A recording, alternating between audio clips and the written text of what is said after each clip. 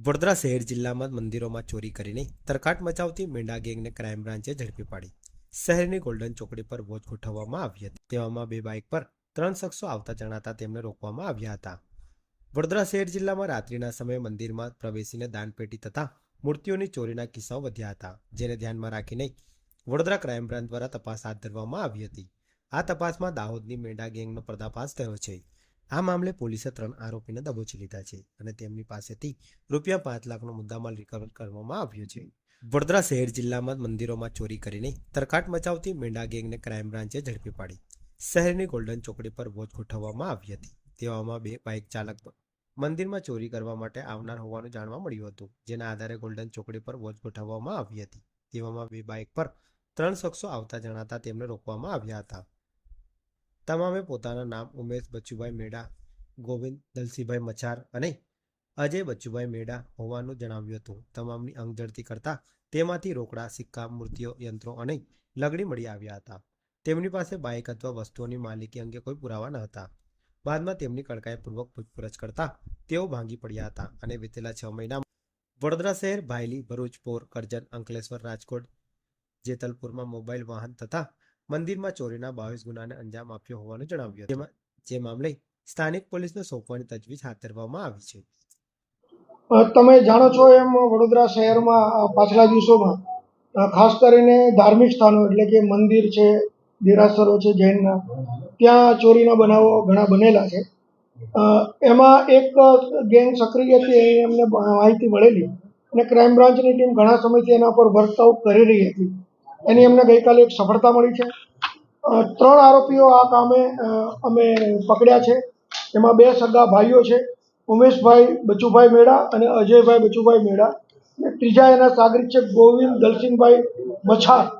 આ ત્રણેય દાહોદ જિલ્લાના છે અને તેમની ગઈકાલે અમે ધરપકડ કરી અને પૂછપરછ કરતા ટોટલ 11 ગુના તેઓએ કબૂલેલા છે।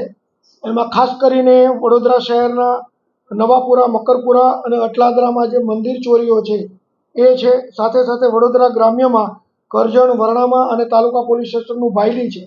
વચ્ચે તમને ખબર છે કે હમણાં તાજેતરમાં પોરમાં પણ ચોરી થયેલી બળિયાદેવના મંદિરમાં, તો એ પણ આ ગુનાનો ભેદ આમાં ઉકેલાય છે અને સાથે ભરૂચ સિટીના 2 વાહન ચોરીના ગુના છે।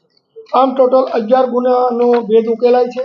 એ સિવાય પણ બીજા ઘણા એણે ગુના કર્યા છે એવી એની કબૂલાત છે, પરંતુ અમે દફતરે જોઈએ છીએ એ રેકોર્ડ ઉપર આવા કોઈ ગુના દાખલ થયા છે કે કેમ, એવા બીજા એણે 10 બનાવો પણ પોતાની રીતે કબૂલેલા છે।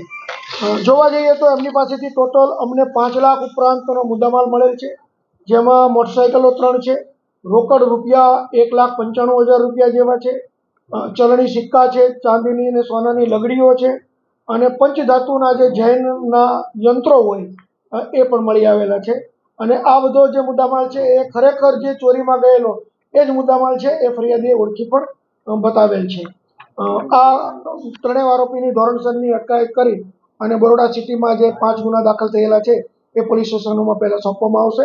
એ ગુનાના કામે એના રિમાન્ડ મેળવીને આગળની તજવીજ કરવામાં આવશે। વડોદરા શહેર જિલ્લા ઉપરાંત ભરૂચ છે, બરોડા ગ્રામ્યના પણ છે, કરજણ છે, વડોદરા તાલુકા છે, એના પણ ગુના છે। ટોટલ 11 ગુનાનો ભેદ ઉકેલાય છે। આ લોકોની એમો એવી હતી કે દિવસ દરમિયાન આ લોકો કોઈ મંદિરો ખાસ કરીને ટાર્ગેટ કરતા હતા અને પહેલાં એ લોકોએ ઘરફોડ ચોરી કરવાની પણ કોશિશ કરેલી 2 વર્ષ અગાઉ, પરંતુ એમાં ઘરના માલિકો જાગી જતા એક ધાડનો ગુનો દાખલ થયેલો। એટલે આ લોકો પછી ખાસ કરીને જે મંદિરોમાં રાત્રે કોઈ માણસો ન હોય, એ મંદિરને ખાલી કોઈ એટેન્ડન્ટ ન હોય, ચોકીદાર ન હોય, એને ટાર્ગેટ કરતા હતા। અને ખાસ કરીને મંદિરો પણ એવા કે જે હાઈવે ઉપર હોય, સોસાયટીમાં ન હોય, એ પ્રકારના મંદિરોને ટાર્ગેટ કરતા હતા। દિવસ દરમિયાન તેઓ રેકી કરતા હતા। મંદિરમાં જઈને જે દાનપેટી હોય, કારણ કે દાનપેટી લઈ જવાથી એને ઇઝીલી રોકડ રકમ મળી જાય, મુદ્દામાલ મળે તો એને વેચવાની એક પ્રોસિજર એને કરવી પડે પૈસા મેળવવા, તો ખાસ કરીને દાનપેટીને જે ટાર્ગેટ કરતા હતા। એની એમો એવી હતી કે દાનપેટીમાં એ ચલણી સિક્કા નાખી અને વેરીફાઈ કરતા હતા કે આની અંદર જે દાનપેટી છે એ ભરેલી છે કે ખાલી છે, ભરેલી છે તો કેટલી ભરેલી, એનું એ અનુમાન કરી લેતા હતા દિવસ દરમિયાન, અને રાત્રે પછી એ જ મંદિરને ટાર્ગેટ કરતા હતા। ત્રણેય દાહોદના છે। જોઈએ, હજી તપાસ ચાલુ છે. રિમાન્ડ દરમિયાન કદાચ અન્ય કોઈ આરોપીઓની સંડોવણી જણાશે તો એની પણ ધરપકડ કરવામાં આવશે. બની શકે કોઈ એની સાથે બીજા સાગરીતો હશે, ગેંગ હશે તો પણ એ પણ તપાસ. પોલીસને કેવી રીતે સફળતા મળી? અમને આ ઘણા વખતથી એના ચહેરા મળી ગયેલા. આ પ્રકારની વ્યક્તિઓ છે એ રેકી કરવા આવતી હતી, પોલીસ વોચમાં હતી અને ગઈકાલે પણ આવો જ એક કામ કરવા માટે નીકળ્યા હતા. એ દરમિયાન ગઈકાલે અમને હાઈવે ઉપરથી આ મુદ્દામાલ સાથે મળી ગયેલા છે. ચોરી કરીને દાહોદ જતા એમના ઘરે જતા રહેતા. ખાસ કરીને ભરૂચમાં એમના જે જૂના કેસો ચાલતા હતા તો એ જ્યારે કોર્ટ કેસો હોય ને મુદતે આવતા હતા તો મુદત ભરીને જ્યારે પાછા દાહોદ જતા હોય તો આવી રીતે ગુનાને વારદાતને અંજામ આપતા.